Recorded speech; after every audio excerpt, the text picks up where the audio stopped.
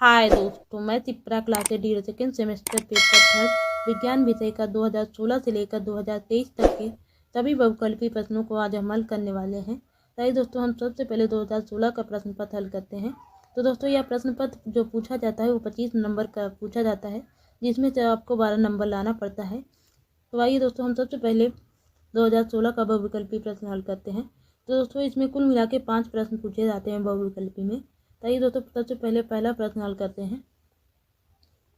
पहला प्रश्न पूछा गया था दोस्तों, एलिसा परीक्षण किया जाता है पहला कैंसर में, दूसरा क्षय में, तीसरा एड्स में, चौथा टाइफाइड में। तो दोस्तों एलिसा परीक्षण जो किया जाता है वो किया जाता है दोस्तों एड्स में। थर्ड ऑप्शन आपका दोस्तों सही हो जाएगा। अब आइए दोस्तों दूसरा प्रश्न हल करते हैं। दूसरा प्रश्न है दोस्तों, नाइट्रोजन अणु में होता है पहला त्रिक आयनिक बंध, दूसरा एकल संयोजी बंध, तीसरा द्विक संयोजी बंध, चौथा त्रिक संयोजी बंध।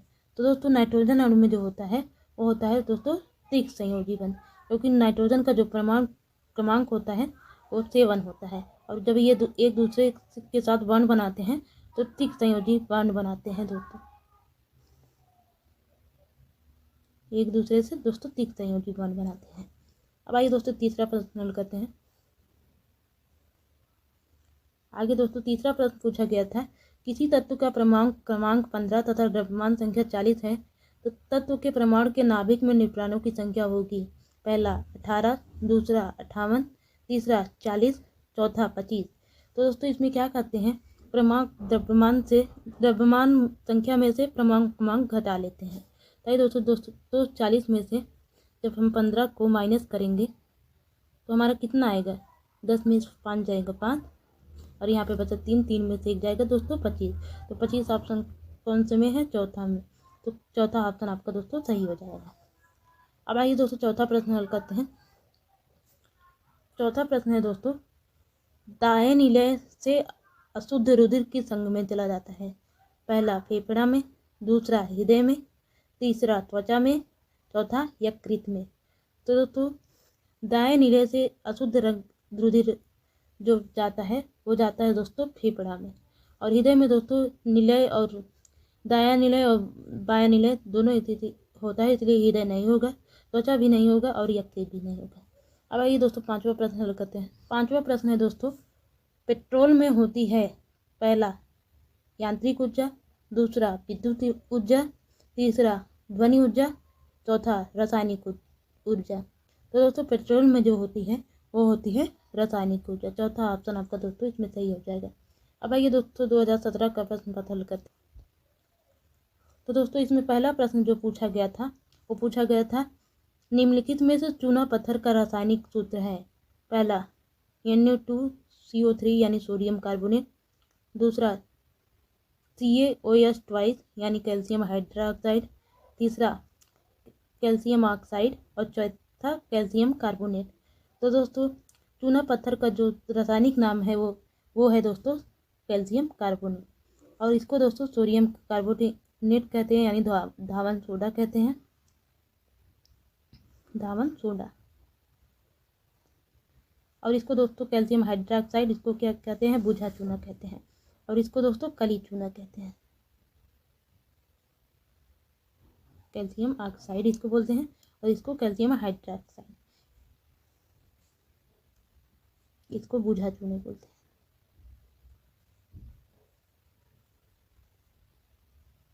तो दोस्तों इसका सही आंसर आपका हो जाएगा, चूना पत्थर किसे कहते हैं, कैल्शियम कार्बोनेट को।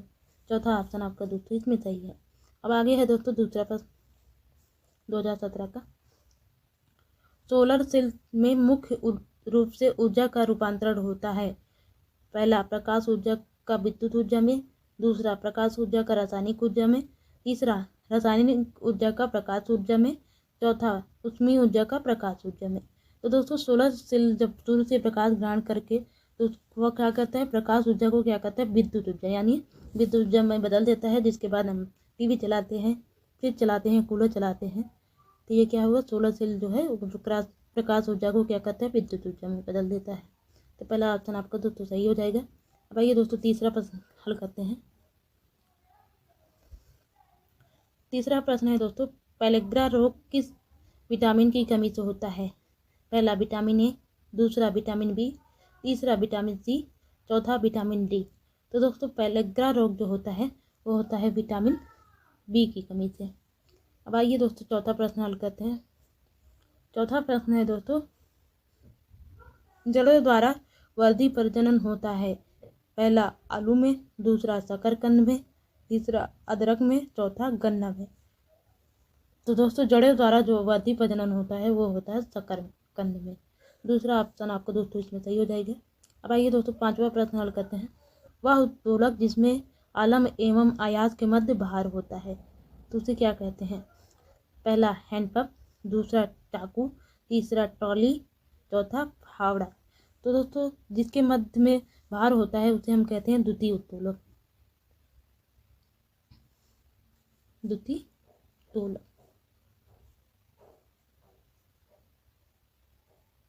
द्वितीय उत्तोलक कहते हैं। और इसका उदाहरण दोस्तों है ट्रॉली।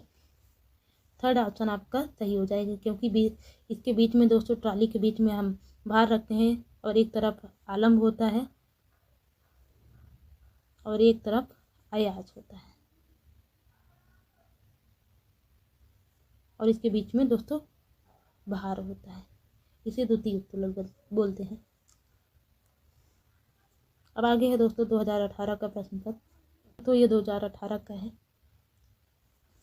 पहला प्रश्न इसमें पूछा गया था दोस्तों, विद्युत ऊर्जा को यांत्रिक ऊर्जा में परिवर्तित करता है। आ डायनमो, बा सोलर सेल, सा विद्युत मोटर, दा सिडार। तो दोस्तों विद्युत ऊर्जा को यांत्रिक ऊर्जा में परिवर्तित करता है बा ऑप्शन सोलर सेल। अब आइए दोस्तों दूसरा प्रश्न हल करते हैं 2018 का। अम्ल वे पदार्थ हैं जो पहला जल से अपक्रिया करके हाइड्रोजन गैस बनाते हैं, बा जलीय विलयन में हाइड्रोनियम आयन बनाते हैं, सा जलीय विलयन में हाइड्रोजन आयन देते हैं, दा उपरोक्त में से कोई नहीं। तो दोस्तों इसमें से कोई भी ऑप्शन सही नहीं है, इसलिए सही ऑप्शन आपका हो जाएगा दा ऑप्शन, उपरोक्त में से कोई नहीं। अब आगे है दोस्तों, विटामिन सी का रासायनिक नाम है। आ रेटिनॉल, बा एस्कार्बिकम, सा थायोमिन, द टोकोफिरोल। तो दोस्तों विटामिन सी का जो रासायनिक नाम है वो है दोस्तों एस्कार्बिक अम्ल, बा ऑप्शन आपका दोस्तों सही है। अब आइए दोस्तों चौथा प्रश्न हल करते हैं। द्वितीय श्रेणी का उत्तोलक है। आ कैंची, बा हैंडपंप, सा सरौता, दा चिमटा। तो दूसरी श्रेणी का जो उत्तोलक है दोस्तों वो क्या है दोस्तों? सरौता। सा ऑप्शन आपका सही है, क्योंकि इसमें जो भार होता है वो बीच में होता है और एक तरफ आयात होता है और दूसरी तरफ लंब होता है, आलम्ब होता है दोस्तों, सॉरी। अब आइए दोस्तों पांचवा प्रश्न हल करते हैं। तो दोस्तों इसमें पहला पांचवा प्रश्न पूछा गया था, इनमें से कौन सा सूचक यानी इंडिकेटर नहीं है? आ पहला लाल लिटमस, दूसरा मिथाइल आयरन, तीसरा फिनाप्थलीन, चौथा एंटासिड। तो दोस्तों लाल लिटमस पेपर, मिथाइल आयरन तथा फिनाप्थलीन ये दोनों सूचक हैं यानी इंडिकेटर हैं, और एंटासिड ये क्या है? इंडिकेटर नहीं है, इसलिए सही ऑप्शन आपका हो जाएगा चौथा ऑप्शन एंटासिड। अब आइए दोस्तों 2019 का प्रश्न पत्र हल करते हैं। तो दोस्तों ये आपका 2019 का प्रश्न पत्र है।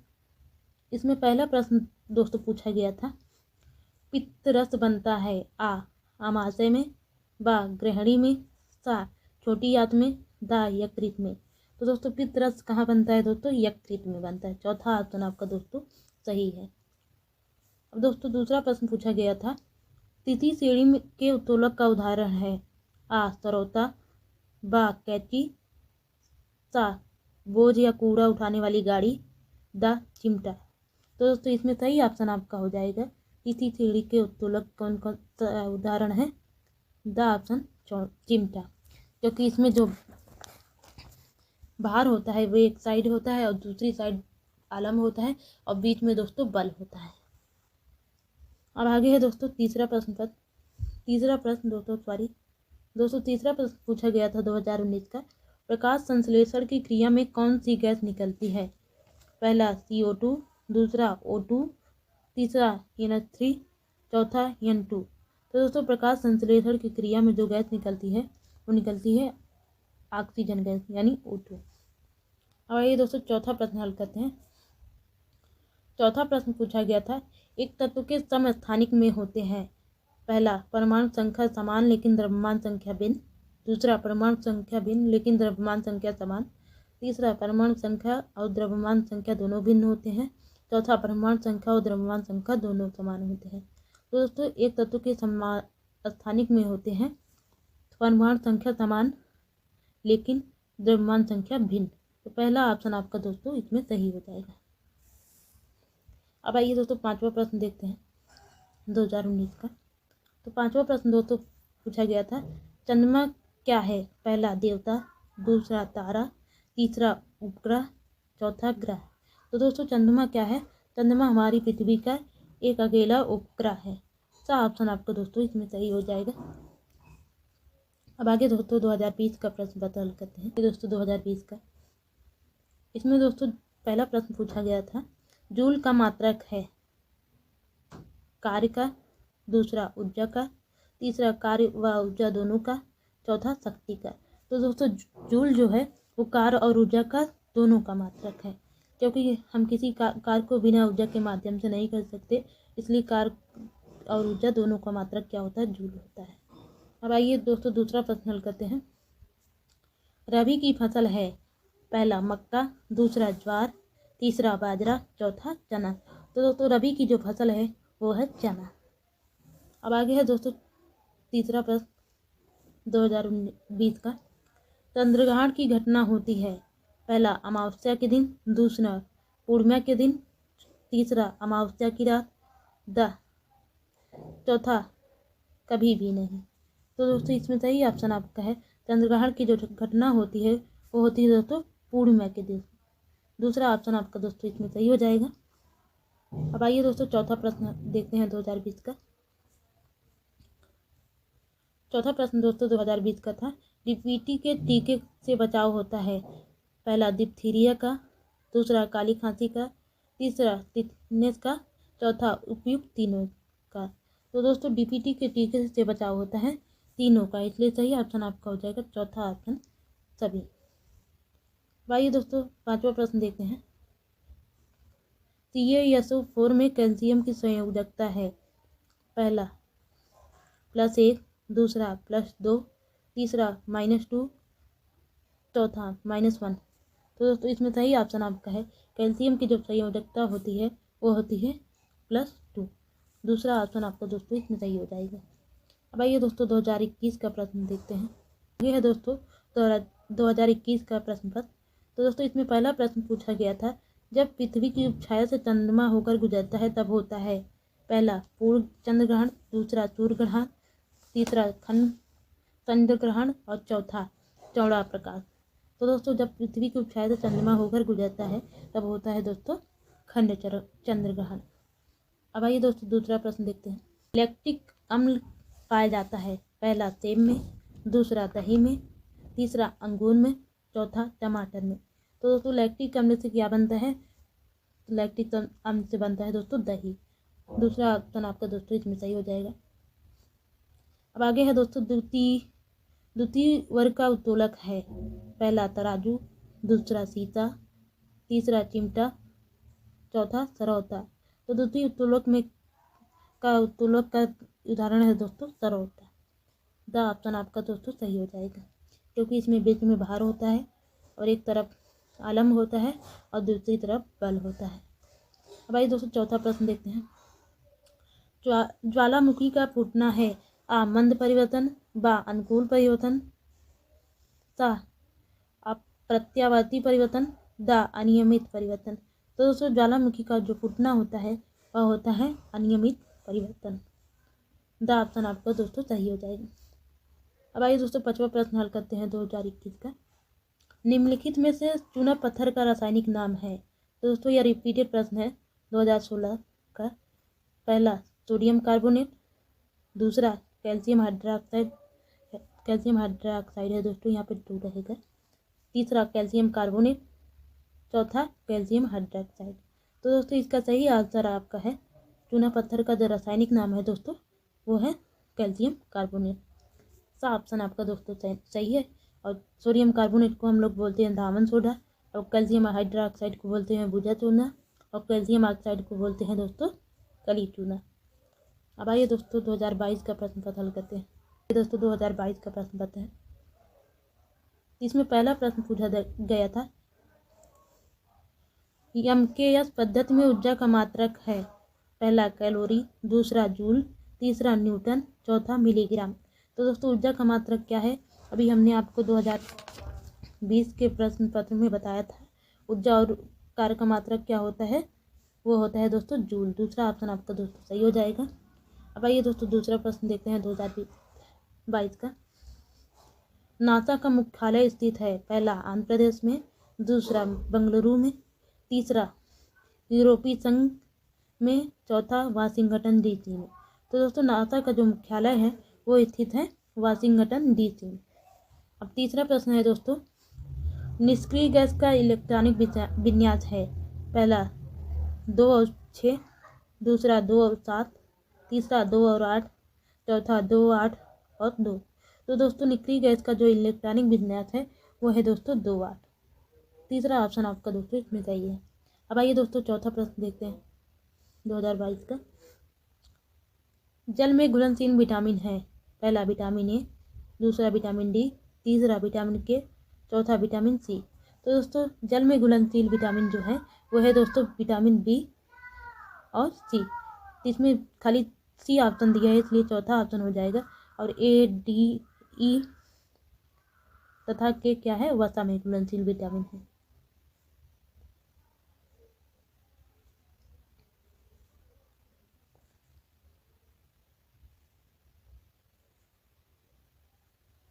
ये सभी दोस्तों वसा में घुलनशील विटामिन है और बी और सी जल में घुलनशील। इसमें सी ऑप्शन दिया है तो इसलिए चौथा ऑप्शन आपका दोस्तों सही हो जाएगा। अब आगे है दोस्तों पांचवा प्रश्न। पांचवा प्रश्न है दोस्तों, तंत्रिका कोशिकाओं की विशेषता है, पहला ये पुनः निर्मित नहीं होती है, दूसरा इनमें केंद्रक नहीं होता, तीसरा इनकी संख्या उम्र के साथ बढ़ती है, चौथा इनका आकार अनिश्चित होता है। तो दोस्तों तंत्रिका कोशिकाओं की जो विशेषता है वह है दोस्तों ये पुनः निर्मित नहीं होती है, यानी इन्हें एक बार काट दिया जाता है तो ये फिर से नहीं बनती है। अब आगे है दोस्तों 2023 का प्रश्न पत्र और हमारा लास्ट प्रश्न पत्र है दोस्तों। इसमें दोस्तों पहला प्रश्न पूछा गया था, भारत के पहले अंतरिक्ष यात्री थे, पहला आर्यभट्ट, दूसरा राकेश शर्मा, तीसरा भास्कर, चौथा सतीश धवन। तो दोस्तों भारत के पहले अंतरिक्ष यात्री कौन है, ये तो आपको पता ही होगा। दूसरा ऑप्शन राकेश शर्मा। अब आइए दोस्तों दूसरा प्रश्न देखते हैं। पेट्रोल में होती है, पहला यांत्रिक ऊर्जा, दूसरा विद्युत ऊर्जा, तीसरा ध्वनि ऊर्जा, चौथा रासायनिक ऊर्जा। तो दोस्तों यह 2017 का रिपीटेड प्रश्न है। पेट्रोल में कौन सी ऊर्जा होती है, चौथा ऑप्शन रासायनिक ऊर्जा। तीसरा प्रश्न देखते हैं दोस्तों, बल का यसाई मात्रक क्या है, पहला जूल, दूसरा न्यूटन, तीसरा अर्ग, चौथा मीटर। तो दोस्तों बल का जो यसाई मात्रक होता है वो होता है न्यूटन। दूसरा ऑप्शन आपका दोस्तों इसमें सही है। अब आइए दोस्तों चौथा प्रश्न देखते हैं। केवल जंतु कोशिका में पाया जाता है, पहला माइटोकॉन्ड्रिया, दूसरा सेंट्रोसोम, तीसरा केंद्रक, चौथा कोशिका द्रव। तो दोस्तों केवल जंतु कोशिका में पाया जाता है, खाली वो पाया जाता है सेंट्रोसोम। दूसरा ऑप्शन आपका दोस्तों सही है। अब आइए दोस्तों पांचवा प्रश्न देखते हैं, हमारा लास्ट प्रश्न आज का। चूना पत्थर का रासायनिक सूत्र है, पहला सोडियम कार्बोनेट, दूसरा कैल्शियम हाइड्रोक्साइड, तीसरा कैल्शियम कार्बोनेट, चौथा कैल्शियम ऑक्साइड। तो दोस्तों चूना पत्थर का एक 3 बार रिपीटेड प्रश्न है, 3 बार का। तो दोस्तों चूना पत्थर का रासायनिक नाम क्या है, वो है कैल्शियम कार्बोनेट। और सोडियम कार्बोनेट को हम लोग धावन सोडा बोलते हैं, और कैल्शियम हाइड्रोक्साइड को हम लोग बूझा चूना बोलते हैं, और कैल्शियम ऑक्साइड को हम लोग कली चूना बोलते हैं। इसे हम लोग बूझा चूना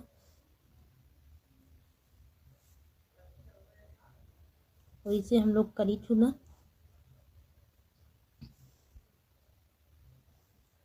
और इसे दोस्तों धावन सोडा बोलते हैं। और इसे कैल्शियम कार्बोनेट को हम लोग चूना पत्थर बोलते हैं। तो दोस्तों आज की क्लास यहीं पे ख़त्म होती है। कल फिर मिलेंगे अगले वीडियो के साथ साथ। तब तक के लिए bye bye and take care.